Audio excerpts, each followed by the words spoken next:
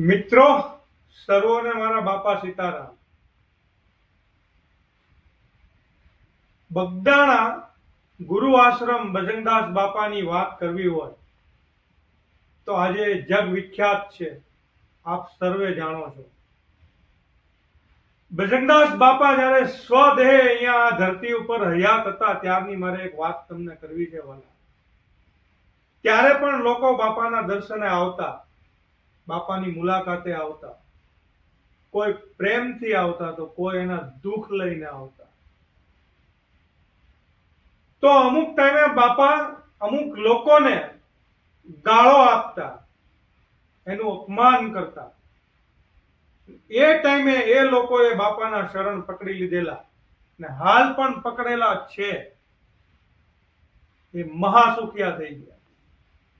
કોઈ તનથી, કોઈ મનથી, કોઈ ધનથી.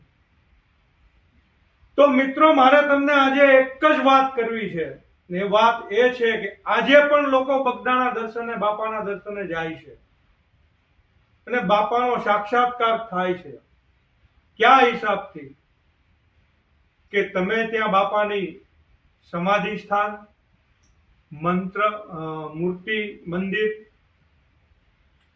કે ધ્યાન મંદિર, ત્યાં બાપાને ભાવથી તમે દર્શન કરો છો ત્યારે બાપાના સાક્ષાત્કાર થાય છે. એટલે એમાંય કોઈ ત્યાંના સ્વયંસેવક ભાઈઓમાંથી કોઈ તમારું માન અપમાન કર્યું, જો તમે ત્યારે શરણ પકડી લીધા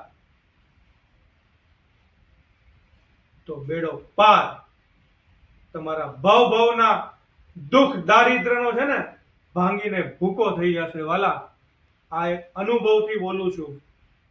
સર્વોને મારા જાજા કરીને બાપા સીતારામ. સીતારામ.